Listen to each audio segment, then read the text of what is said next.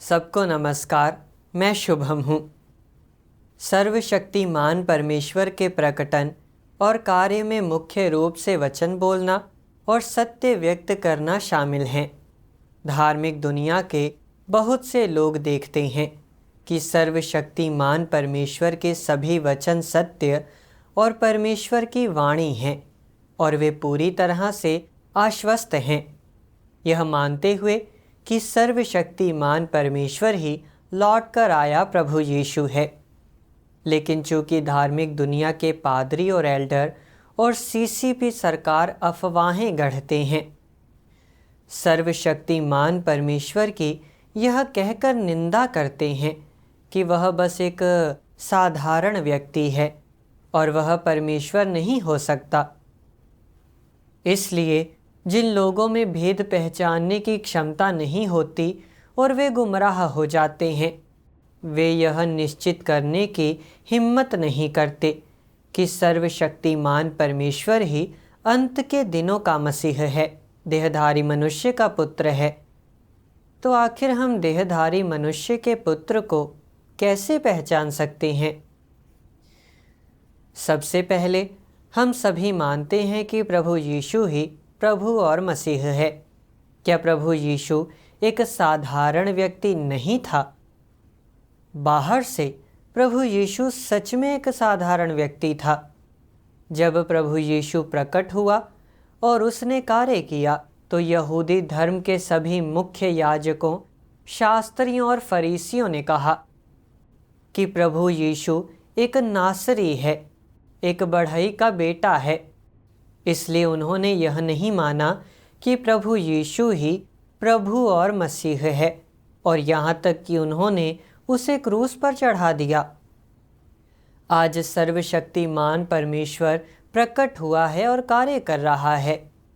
सर्वशक्तिमान परमेश्वर चाहे कितने भी सत्य क्यों ना व्यक्त करे, धार्मिक दुनिया के पादरी और एल्डर अभी भी सर्वशक्तिमान परमेश्वर की आलोचना और निंदा करते हैं, यह कहते हुए कि सर्वशक्तिमान परमेश्वर एक साधारण व्यक्ति है और वह परमेश्वर नहीं हो सकता।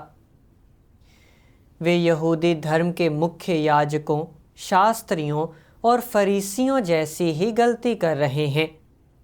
दरअसल आज सर्वशक्तिमान परमेश्वर में हमारा विश्वास सर्वशक्तिमान परमेश्वर द्वारा व्यक्त किए गए सभी सत्यों पर आधारित है और यह बाइबल में प्रभु यीशु की भविष्यवाणियों पर भी आधारित है। प्रभु यीशु ने बार बार भविष्यवाणी की थी कि उसकी वापसी, मनुष्य के पुत्र का आना और मनुष्य के पुत्र का आगमन होगी।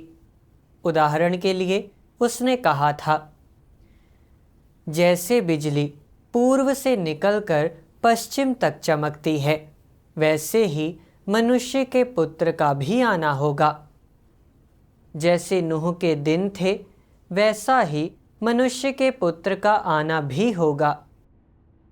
तो फिर मनुष्य के पुत्र का आना किसे दर्शाता है? यह एक साधारण व्यक्ति के रूप में परमेश्वर के देह धारण करने को दर्शाता है, बिल्कुल प्रभु यीशु की तरह। परमेश्वर ने कभी नहीं कहा कि जब वह वापस लौटेगा तो वह लोगों के सामने किसी असाधारण शख्सियत या महान व्यक्ति की छवि में प्रकट होगा। तो फिर बाहर से साधारण दिखने वाले इस मनुष्य के पुत्र और अन्य लोगों के बीच सबसे बड़ा अंतर क्या है? वह यह है कि वह सत्य व्यक्त कर सकता है। भले ही मनुष्य का पुत्र बाहर से साधारण है और उसमें किसी भी अन्य व्यक्ति की तरह सामान्य मानवता है, उसके भीतर दिव्यता है और वह सत्य व्यक्त कर सकता है। लेकिन मनुष्यों के पास केवल उनकी मानवता है और कुछ नहीं। मानव जाति सत्य व्यक्त नहीं कर सकती और कोई भी असाधारण शख्सियत या महान व्यक्ति सत्य व्यक्त नहीं कर सकता। अंत के दिनों में देहधारी सर्वशक्तिमान परमेश्वर ने इतने सारे सत्य व्यक्त किए हैं जो उस समय प्रभु यीशु द्वारा व्यक्त किए गए सत्यों से 100 गुना, 1000 गुना ज्यादा हैं। परमेश्वर की वाणी सुनकर दुनिया भर के देशों में परमेश्वर के चुने हुए लोगों ने पहचान लिया है कि यह सत्य है और सर्वशक्तिमान परमेश्वर ही परमेश्वर का प्रकटन है, और वे सर्वशक्तिमान परमेश्वर का अनुसरण करने के लिए उमड़ पड़े हैं। वे सर्वशक्तिमान परमेश्वर के वचनों के न्याय और ताड़ना का अनुभव करते हैं। उनके भ्रष्ट स्वभाव शुद्ध हो जाते हैं और परमेश्वर द्वारा उन्हें विजेता बना दिया जाता है। यह साधारण मनुष्य का पुत्र इतने सारे सत्य व्यक्त कर सकता है, इतना महान कार्य कर सकता है और इतने सारे लोगों को जीत सकता है और बचा सकता है। यह कुछ ऐसा है जो कोई भी मनुष्य हासिल नहीं कर सकता। बाहर से सर्वशक्तिमान परमेश्वर वाकई एक साधारण व्यक्ति है, लेकिन एक बार जब तुम सर्वशक्तिमान परमेश्वर द्वारा व्यक्त किए गए सभी सत्य पढ़ लोगे तो तुम यह नहीं कहोगे कि वह एक साधारण व्यक्ति है, बल्कि तुम कहोगे बिल्कुल प्रभु यीशु की तरह उसमें मानवता और दिव्यता दोनों हैं। वह निश्चित रूप से स्वयं देहधारी परमेश्वर है। सर्वशक्तिमान परमेश्वर ने इतने सारे सत्य व्यक्त किए हैं, यह किसी भी संकेत या चमत्कार से कहीं बड़ा है। अगर पवित्र आत्मा उसमें निवास नहीं करता तो उसके लिए इतने सारे सत्य व्यक्त करना बिल्कुल असंभव होता। इसलिए हम धार्मिक दुनिया के पादरियों और एल्डरों की इस बात पर विश्वास नहीं कर सकते कि सर्वशक्तिमान परमेश्वर एक साधारण व्यक्ति है। अगर यह मनुष्य का पुत्र सत्य व्यक्त नहीं कर पाता तो तुम्हारा उसे एक साधारण व्यक्ति कहना गलत नहीं होता, लेकिन वह सभी सत्य व्यक्त कर सकता है और वह न्याय के कार्य का एक चरण कर रहा है, इसलिए वह देहधारी परमेश्वर है। अगर तुम अभी भी यह कहने की हिम्मत करते हो कि वह बस एक साधारण व्यक्ति है, तो तुम परमेश्वर की ईश निंदा कर रहे हो। यह बिल्कुल वैसा ही है जब 2000 साल पहले प्रभु यीशु प्रकट हुआ था और उसने देह धारण करके कार्य किया था, इससे पहले कि वह आधिकारिक रूप से अपनी सेवकाई करना शुरू करता।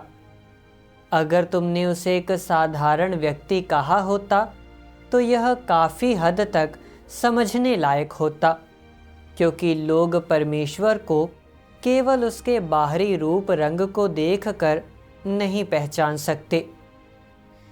लेकिन प्रभु यीशु द्वारा कई सत्य व्यक्त करने और पूरी मानव जाति को छुटकारा दिलाने के लिए क्रूस पर चढ़ाए जाने के बाद दुनिया भर में 2 अरब लोग उसे उद्धारकर्ता यीशु कहते हैं, उसका अनुसरण करते हैं और उस पर विश्वास करते हैं। क्या तुम अभी भी उसे एक साधारण व्यक्ति कहने की हिम्मत करोगे? अगर तुम अभी भी कहते हो कि वह एक साधारण व्यक्ति है, तो तुम ऐसे व्यक्ति होगे जो परमेश्वर की ईश निंदा करता है। तो फिर वास्तव में यह भेद पहचानने का क्या आधार है कि कोई देहधारी परमेश्वर है या एक साधारण व्यक्ति? यह आधार उसका सार है, यानी उसके वचन और उसका कार्य। वह इतने सारे सत्य व्यक्त कर सकता है। यह तथ्य ही साबित करता है कि उसके पास दिव्य सार है और कम से कम पवित्र आत्मा उसमें निवास करता है। भले ही तुम बाहर से उसके दिव्य सार को नहीं देख सकते, फिर भी यह तथ्य कि वह इतने सारे सत्य व्यक्त कर सकता है सबसे अच्छा सबूत है। इसलिए मुख्य रूप से इस तथ्य को देखकर कि सर्वशक्तिमान परमेश्वर ने इतने सारे सत्य व्यक्त किए हैं और वह अंत के दिनों में न्याय का कार्य कर रहा है। तुम पूरी निश्चितता के साथ तय कर सकते हो कि वह एक साधारण व्यक्ति है या देहधारी परमेश्वर, ठीक जैसा कि सर्वशक्तिमान परमेश्वर कहता है। जो देहधारी परमेश्वर है उसके पास परमेश्वर का सार है, और जो देहधारी परमेश्वर है उसके पास परमेश्वर की अभिव्यक्ति है। चूँकि परमेश्वर देहधारी बना है, इसलिए वह उस कार्य को अपने साथ लाता है जो वह करना चाहता है, और चूँकि वह देहधारी परमेश्वर है, इसलिए वह परमेश्वर का स्वरूप व्यक्त करता है, और वह मनुष्य के लिए सत्य ला सकता है, उसे जीवन प्रदान कर सकता है और उसे मार्ग दिखा सकता है।